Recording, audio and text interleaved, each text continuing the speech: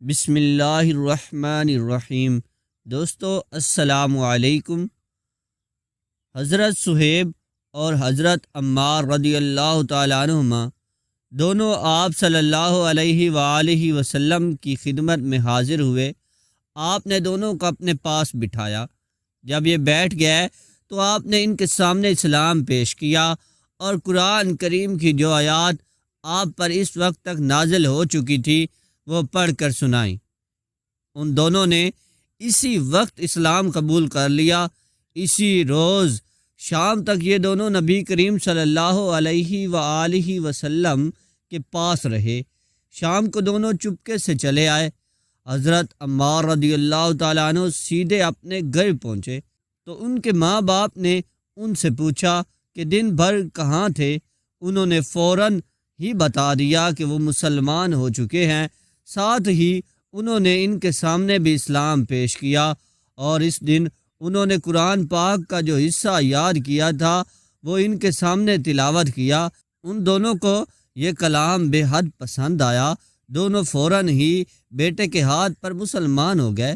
اسی بنیاد پر نبی کریم صلی اللہ علیہ وآلہ وسلم حضرت عمار بن یاسر رضی اللہ تعالیٰ عنہ کو الطیب المطیب کہا کرتے تھے، یعنی پاک باز اور پاک کرنے والے۔ اسی طرح حضرت عمران رضی اللہ تعالیٰ عنہ اسلام لائے تو کچھ عرصے بعد ان کے والد حضرت حسین رضی اللہ تعالیٰ عنہ بھی مسلمان ہو گئے۔ ان کے اسلام لانے کی تفصیل یوں ہے۔ ایک مرتبہ قریش کے لوگ نبی کریم صلی اللہ علیہ وآلہ وسلم سے ملاقات کے لیے آئے۔ ان میں حضرت حسین رضی اللہ تعالیٰ عنہ بھی تھے۔ قریش کے لوگ تو باہر رہ گئے، حسین اندر چلے گئے۔ نبی کریم صلی اللہ علیہ وآلہ وسلم نے انہیں دیکھ کر فرمایا، ان بزرگ کو جگہ دو۔ جب وہ بیٹھ گئے تب حضرت حسین نے کہا، یہ آپ کے بارے میں ہمیں کیسی باتیں معلوم ہو رہی ہیں؟ آپ ہمارے معبودوں کو برا کہتے ہیں۔ نبی کریم صلی اللہ علیہ وآلہ وسلم نے ارشاد فرمایا، اے حسین، آپ کتنے معبودوں کو پوجتے ہیں؟ حضرت حسین نے جواب دیا، ہم 7 معبودوں کی عبادت کرتے ہیں۔ ان میں سے 6 تو زمین میں ہیں، ایک آسمان پر۔ اس پر آپ نے فرمایا، اور اگر آپ کو کوئی نقصان پہنچ جائے تو پھر آپ کس سے مدد مانگتے ہیں؟ حضرت حسین رضی اللہ تعالیٰ عنہ بولے، اس صورت میں ہم اس سے دعا مانگتے ہیں جو آسمان میں ہے۔ یہ جواب سن کر آپ نے فرمایا، وہ تو تنہا تمہاری دعائیں سن کر پوری کرتا ہے اور تم اس کے ساتھ دوسروں کو بھی شریک کرتے ہو۔ اے حسین، کیا تم اپنے اس شرک سے خوش ہو؟ اسلام قبول کر لو، اللہ تعالیٰ تمہیں سلامتی دے گا۔ حضرت حسین یہ سنتے ہی مسلمان ہو گئے۔ اسی وقت ان کے بیٹے حضرت عمران رضی اللہ تعالیٰ عنہ اٹھ کر باپ کی طرف بڑھے اور ان سے لپٹ گئے۔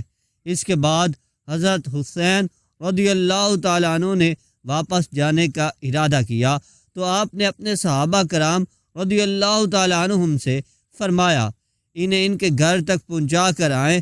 حضرت حسین رضی اللہ تعالیٰ عنہ جب دروازے سے باہر نکلے تو وہاں قریش کے لوگ موجود تھے۔ انہیں دیکھتے ہی بولے، لو یہ بھی بے دین ہو گیا۔ اس کے بعد وہ سب لوگ اپنے گھروں کو لوٹ گئے اور صحابہ کرام رضی اللہ تعالیٰ عنہ نے حضرت حسین رضی اللہ تعالیٰ عنہ کو ان کے گھر تک پہنچایا۔ اسی طرح 3 سال تک نبی کریم صلی اللہ علیہ وآلہ وسلم خفیہ طور پر تبلیغ کرتے رہے۔ اس دوران جو شخص بھی مسلمان ہوتا تھا وہ مکہ کی گھاٹیوں میں چھپ کر نمازیں ادا کرتا تھا۔ پھر ایک دن ایسا ہوا کہ حضرت سعد بن ابی وقاص رضی اللہ تعالیٰ عنہ کچھ دوسرے صحابہ کے ساتھ مکہ کی ایک گھاٹی میں تھے کہ اچانک وہاں قریش کی ایک جماعت پہنچ گئی۔ اس وقت صحابہ نماز پڑھ رہے تھے۔ مشرکوں کو یہ دیکھ کر بہت غصہ آیا، وہ ان پر چڑھ دوڑے، ساتھ میں برا بھلا بھی کہہ رہے تھے۔ ایسے میں حضرت سعد بن ابی وقاص رضی اللہ تعالیٰ عنہ نے ان میں سے ایک کو پکڑ لیا اور اس کو ایک ضرب لگائی، اس سے اس کی کھال پھٹ گئی، خون بہہ نکلا۔ یہ پہلا خون ہے جو اسلام کے نام پر بہایا گیا۔ اب قریشی دشمنی پر اتر آئے۔ اس بنا پر نبی کریم صلی اللہ علیہ وآلہ وسلم حضرت ارقم کے مکان پر تشریف لے آئے تاکہ دشمنوں سے بچاؤ رہے۔ اس طرح حضرت ارقم رضی اللہ تعالیٰ عنہ کا یہ مکان اسلام کا پہلا مرکز بنا۔ اس مکان کو دار ارقم کہا جاتا ہے۔ نبی کریم صلی اللہ علیہ وآلہ وسلم کے دار ارقم میں تشریف لانے سے پہلے لوگوں کی ایک جماعت مسلمان ہو چکی تھی۔ اب نماز دار ارقم میں ادا ہونے لگی۔ نبی کریم صلی اللہ علیہ وآلہ وسلم صحابہ کرام رضی اللہ تعالیٰ عنہم کو وہیں پر نماز پڑھاتے، وہیں بیٹھ کر عبادت کرتے اور مسلمانوں کو دین کی تعلیم دیتے۔ اس طرح 3 سال گزر گئے۔ پھر اللہ تعالیٰ نے آپ کو اعلانیہ تبلیغ کا حکم فرمایا۔ اعلانیہ تبلیغ کی ابتدا بھی دار ارقم سے ہوئی۔ پہلے آپ یہاں خفیہ طور پر دعوت دیتے رہے تھے، یہاں تک کہ اللہ تعالیٰ نے سورہ شعراء میں آپ کو حکم فرمایا اور آپ اپنے نزدیک کے اہل خاندان کو ڈرائیں۔ یہ حکم ملتے ہی آپ کافی پریشان ہوئے، یہاں تک کہ آپ کی پھپھیوں نے خیال کیا کہ آپ کچھ بیمار ہیں۔ چنانچہ وہ آپ کی بیمار پرسی کے لیے آپ کے پاس آئیں۔ تب آپ نے ان سے فرمایا، میں بیمار نہیں ہوں، بلکہ مجھے اللہ تعالیٰ نے حکم دیا ہے کہ میں اپنے قریبی رشتہ داروں کو آخرت کے عذاب سے ڈراؤں۔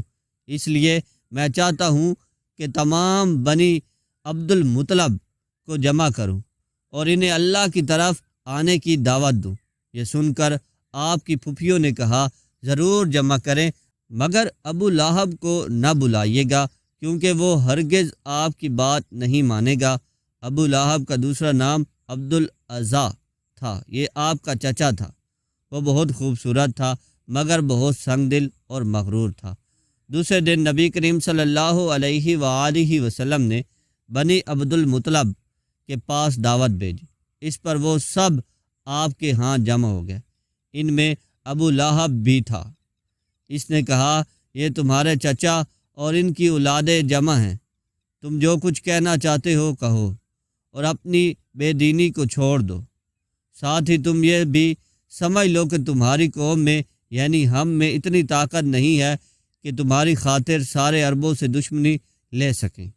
لہٰذا اگر تم اپنے معاملے پر آڑے رہے تو خود تمہارے خاندان والوں ہی کا سب سے زیادہ فرض ہوگا کہ تمہیں پکڑ کر قید کر دیں، کیونکہ قریش کے تمام خاندان اور قبیلے تم پر چڑھ دوڑیں۔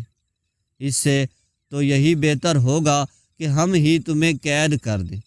اور میرے بھتیجے، حقیقت یہ ہے کہ تم نے جو چیز اپنے رشتہ داروں کے سامنے پیش کی ہے، اس سے بدتر چیز کسی اور شخص نے آج تک پیش نہیں کی ہوگی۔ نعوذ باللہ۔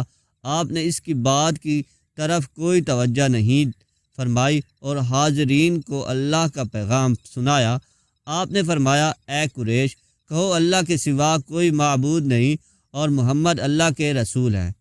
آپ نے ان سے یہ بھی فرمایا، اے قریش، اپنی جانوں کو جہنم کی آگ سے بچاؤ۔ وہاں صرف آپ کے رشتہ دار ہی جمع نہیں تھے بلکہ قریش کے دوسرے قبیلے بھی موجود تھے، اس لیے آپ نے ان کے قبیلوں کے نام لے لے کر انہیں مخاطب فرمایا، یعنی آپ نے یہ الفاظ ادا فرمائے، اے بنی ہاشم، اپنی جانوں کو جہنم کے عذاب سے بچاؤ۔ اے بنی عبد شمس، اپنی جانوں کو جہنم کی آگ سے بچاؤ۔